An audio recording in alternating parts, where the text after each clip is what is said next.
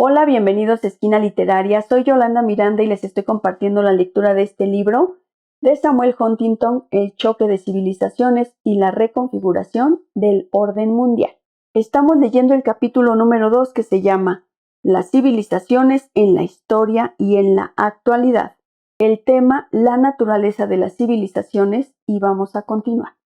Una civilización es la entidad cultural más amplia. Aldeas, regiones, grupos étnicos, nacionalidades, grupos religiosos, todos tienen culturas distintas, con diferentes grados de heterogeneidad cultural. La cultura de una aldea del sur de Italia puede ser diferente de la de una aldea del norte de Italia, pero ambas comparten una cultura italiana común que las distingue de las aldeas alemanas. Las colectividades europeas a su vez compartirán rasgos culturales que las distinguen de las colectividades chinas o hindúes. Los chinos, hindúes y occidentales, sin embargo, no forman parte de ninguna entidad cultural más amplia. Constituyen civilizaciones. Así, una civilización es el agrupamiento cultural humano más elevado y el grado más amplio de identidad cultural que tienen las personas, si dejamos aparte lo que distingue a los seres humanos de otras especies. Se define por elementos objetivos comunes, tales como lengua, historia, religión, costumbres, instituciones, y por la autoidentificación subjetiva de la gente. Las personas tienen distintos planos de identidad. Un residente en Roma puede definirse con diversos grados de intensidad, como romano, italiano, católico, cristiano, europeo y occidental. La civilización a la que pertenece es el plano más amplio de identificación con el que se identifica profundamente. Las civilizaciones son el, nosotros, más grande de dentro del que nos sentimos culturalmente en casa, en cuanto distintos de todos los demás, ellos, ajenos y externos a nosotros.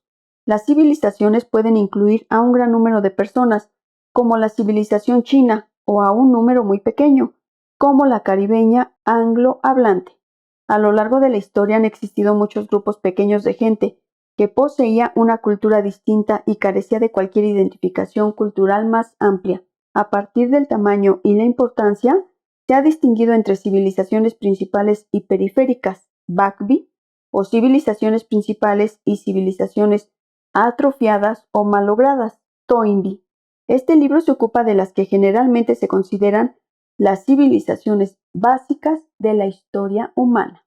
Las civilizaciones no tienen límites claramente marcados, ni tampoco principios ni finales precisos. La gente puede redefinir su identidad y lo hace, y como consecuencia de ello, la composición y formas de las civilizaciones cambian con el tiempo. Las culturas de los pueblos se interaccionan y se solapan. La medida en que las culturas de las civilizaciones se parecen o difieren entre sí también varía considerablemente. Sin embargo, las civilizaciones son entidades significativas, y aunque las delimitaciones entre ellas rara vez son claras, son reales. En cuarto lugar, las civilizaciones son mortales, pero también muy longevas, evolucionan, se adaptan y son la más perdurable de las asociaciones humanas, una realidad de muy longue durée. Su esencia única y particular es su larga continuidad histórica. La civilización es de hecho la historia más larga de todas. Los imperios crecen y se derrumban, los gobiernos vienen y se van. Las civilizaciones permanecen y sobreviven a convulsiones políticas, sociales, económicas e incluso ideológicas.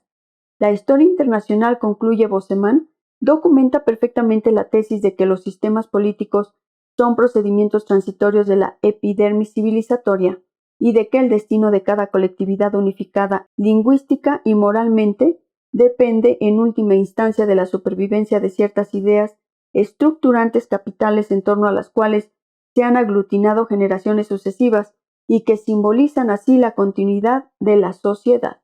Prácticamente todas las grandes civilizaciones del mundo en el siglo XX o han existido durante un milenio o, como ocurre con Latinoamérica, son el vástago directo de otra civilización longeva. Aunque las civilizaciones perduran, también evolucionan, son dinámicas, crecen y se derrumban, se funden y dividen, y como todo estudiante de historia sabe, también desaparecen y quedan enterradas en las arenas del tiempo. Las fases de su evolución se pueden determinar de varias maneras. Según Quigley, Las civilizaciones atraviesan 7 estadios: mezcla, gestación, expansión, época de conflicto, imperio universal, decadencia e invasión. Melko generaliza un modelo de cambio que va pasando de un sistema feudal cristalizado a un sistema feudal en transición, a un sistema estatal cristalizado a un sistema estatal en transición y finalmente a un sistema imperial cristalizado. Toynbee piensa que una civilización surge como reacción ante determinados estímulos y después atraviesa un periodo de crecimiento que supone un aumento del control sobre su entorno producido por una minoría creativa. A este periodo le seguiría un tiempo de dificultades, el nacimiento de un Estado universal y después la desintegración. Aunque existen diferencias importantes entre estas teorías, todas ellas coinciden en afirmar que las civilizaciones se desarrollan pasando por un tiempo de dificultades o conflicto, hasta llegar a un estado universal y luego a la decadencia y desintegración. En quinto lugar, puesto que las civilizaciones son realidades culturales no políticas, en cuanto tales no mantienen el orden ni imparten justicia, ni recaudan impuestos, ni sostienen guerras, tampoco negocian tratados, ni hacen ninguna de las demás cosas que hacen los organismos estatales. La composición política de las civilizaciones varía de unas civilizaciones a otras y varía a lo largo del tiempo, dentro de la misma civilización. Así, una civilización puede contener una o muchas unidades políticas. Dichas unidades pueden ser ciudades-estado, imperios, federaciones, confederaciones, estados-nación, estados multinacionales y todas ellas pueden tener formas diversas de gobierno. A medida que una civilización se desarrolla, normalmente se producen cambios en el número y naturaleza de las unidades políticas que la constituyen. En un caso extremo, una civilización y una entidad política pueden coincidir. China, comentó Lucian Pi, es una civilización que pretende ser un estado. Japón es una civilización que es un estado. Sin embargo, la mayoría de las civilizaciones contienen más de un estado o de otra entidad política diferente. En el mundo moderno, la mayoría de civilizaciones contienen 2 o más estados. Finalmente, los expertos, por lo general, coinciden a la hora de determinar las principales civilizaciones de la historia y las existentes en el mundo moderno. A menudo difieren, sin embargo, sobre el número total de civilizaciones que ha habido en la historia. Quigley habla de 16 casos teóricos claros y muy probablemente de otros 8 adicionales. Toynbee habló primero de 21, después de 23. Spengler precisa 8 grandes culturas. McNeill analiza 9 civilizaciones en el conjunto de la historia.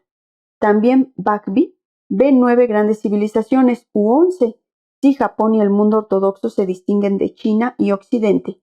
Braudel distingue 9 contemporáneas importantes y Rostombaji 7. Estas diferencias dependen en parte de si se considera que grupos culturales como los chinos y los indios han tenido una única civilización a lo largo de la historia, o 2 civilizaciones o más, estrechamente relacionadas, una de las cuales habría sido vástago de la otra.